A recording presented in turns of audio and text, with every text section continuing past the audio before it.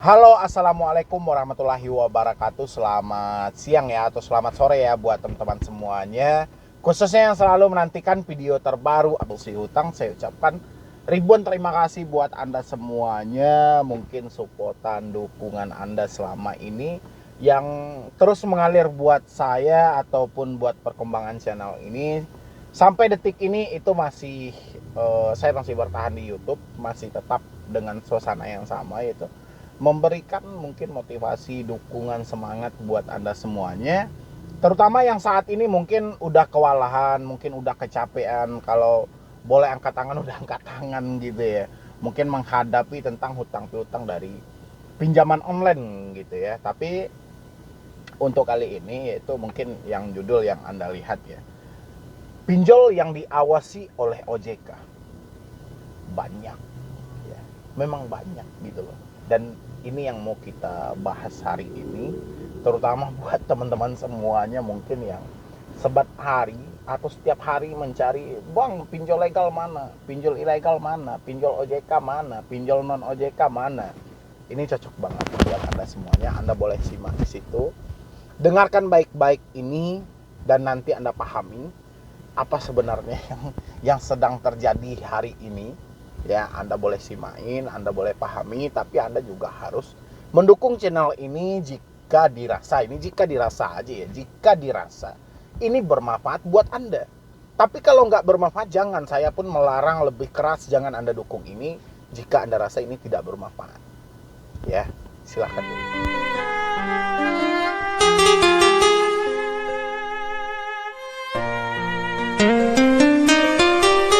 Pinjol yang diawasi OJK banyak banget gitu ya, atau semua pinjol ini diawasi OJK. Memang iya ya, dan ini kan paling sering ini menjadi bumerang dari teman-teman semuanya. Saya juga nggak tahu ya, entah apa yang terjadi saat ini. Saya juga nggak tahu. Semua pinjol ini diawasi OJK.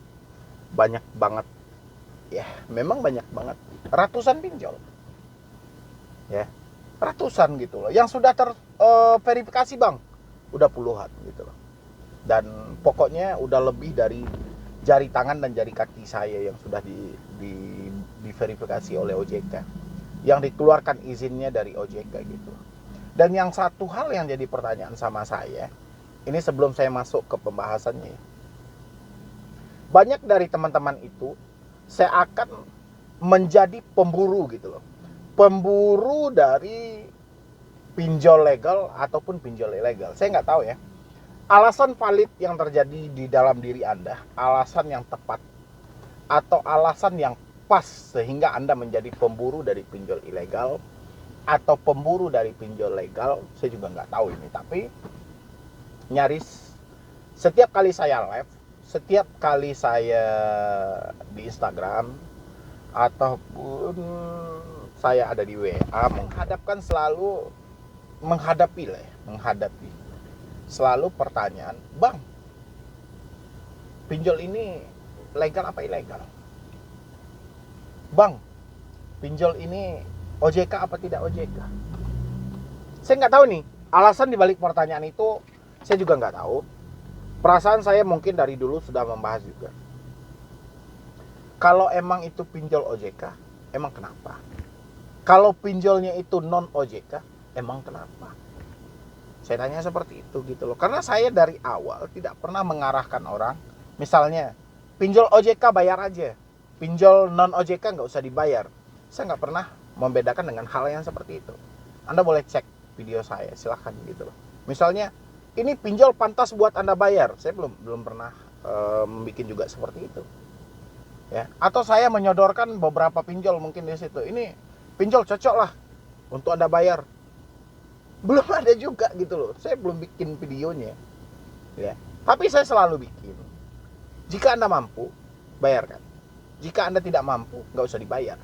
Kami dicaci maki bang, kami dihina bang, stop bayar ya. Sebar data lunas bang, kembali ke diri Anda ya. Kalau itu kembali ke diri Anda. Hampir sama dengan pertanyaannya, bang, disebutinnya lah semua nama aplikasinya kan, Aku laku, Kredivo, Kredit Pintar, Esikes, ada kami, Kredit Indonesia, Julo, ini semuanya. Bang, bayar atau tidak bang? Ada yang bertanya seperti itu gitu loh. Jadi gini, soal bayar atau tidak bayarnya itu kembali ke diri Anda. Saya selalu jawab dengan hal yang sama kok. Nggak pernah berubah. Kenapa saya bilangin kembali ke diri Anda? Sekarang saya bilangin, oh itu pinjolnya bayar aja. Nanti dalam diri Anda, gimana saya mau bayar, duit saya aja nggak ada.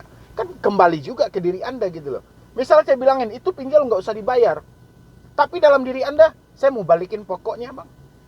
Makanya saya balikin ke diri Anda. Saya selalu ke diri Anda aja. Makanya solusi hutang itu lebih ke ketahanan mental Anda daripada menentukan pinjol dibayar atau tidak dibayar. Ya.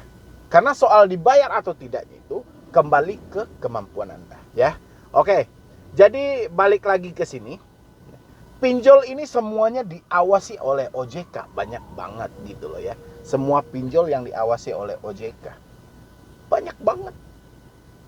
Banyak. Yang setahu saya aja mungkin yang sudah terverifikasi aja mungkin itu udah puluhan.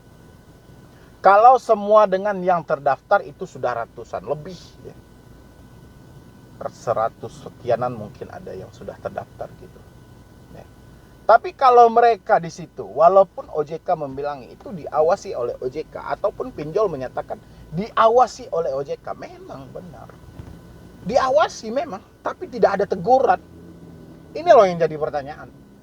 Jadi semua pinjol ilegal, semua pinjol legal, saya rasa itu hampir sama gitu loh. Pinjol ilegal tidak ada hubungan dengan OJK, ya tetap diawasi juga gitu loh. Pinjol legal berhubungan dengan OJK, ya tetap diawasi juga. Ya, kan sebatas diawasi. Tidak ada teguran, meskipun ada pelanggaran, meskipun ada mungkin penyelewengan dari aturan yang tidak sesuai mungkin dari penetapan OJK, penetapan dari AFPI, juga tidak ada teguran gitu loh. Ya. Kalau memang diberlakukan teguran, kalau ditegakkan sebuah aturan, saya yakin tidak ada pinjol legal. Ya. Kenapa? Karena nyaris semua pinjol legal melakukan pelanggaran. Ya. Kalau memang diberikan sanksi setiap pelanggaran yang ada gitu loh. Tapi ini malah sebaliknya. Ya. Si debitur telat bayar itu ketika dia mengadu kepada OJK, yang disalahkan malah si debiturnya.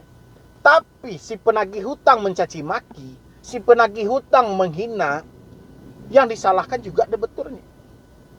Makanya saya bilangin, makanya Anda yang sebagai pemburu dari pinjol legal atau ilegal, itu sebenarnya apa sih alasan Anda gitu? Ya, ini yang saya bingung gitu loh. Padahal Anda ngadu pun ke OJK, misalnya Anda lapor ke OJK, Pak ini gimana soal penagihan ini? Udah sesuai SOP apa belum? Udah sesuai aturan apa belum? Paling OJK jawab, itu kan one prestasi, Anda bayar dulu tagihan Anda. Kalau mereka masih menagih ini baru kami tindak lanjuti. Mana mungkin sudah dibayar, duit kita sudah habis itu baru ditindaklanjuti? Nggak mungkin. Yang kita pertanyakan soal penagih hutang yang tidak ada etika ini, bukan soal bayar atau tidak bayarnya. Jadi makanya saya bilangin aduan Anda ke OJK itu juga tidak nyambung gitu loh. Jadi ini semua buat teman-teman yang suka mungkin bertanya kepada saya, Bang ini pinjol legal, ini pinjol ilegal, mana nih Bang? Ya, jadi kurang lebih kalau menurut saya hampir sama. Ya, pinjol ilegal tidak diawasi oleh OJK, ketika terjadi pelanggaran ya paling blok kayak gitu aja sih. Ya, pinjol legal diawasi oleh OJK, ketika terjadi pelanggaran juga tidak ada tegur, tidak ada sanksi. Jadi sama aja bohong gitu loh. Ketika ada debitur yang komplain, ketika ada debitur yang mengadu tentang pinjol legal, palingan OJK mengarahkan bayar aja dulu. Ya. Itu Anda kan one prestasi. Padahal yang ditanyakan debitur ini bukan konsep dari hutangnya, tapi konsep dari sebuah penagihannya. Bagaimana ini dengan penagihan yang seperti ini? Apakah sudah sesuai dengan aturan? Kan itu yang sebenarnya ditanyakan.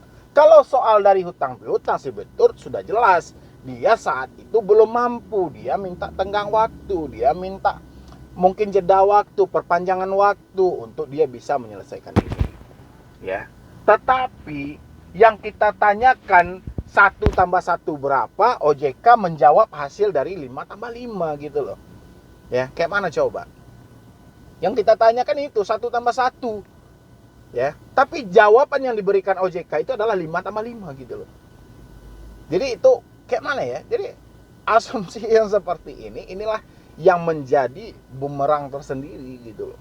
Makanya kalau saya bilangin, pinjol yang diawasi OJK banyak banget, pinjol legal banyak banget, ya. Tapi pinjol yang ditegur OJK ketika melakukan kesalahan belum ada.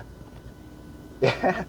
Kalau nggak percaya cari pinjol mana yang telah ditegur OJK, ya, pinjol mana yang telah diberi sanksi oleh OJK, belum ada gitu loh, ya.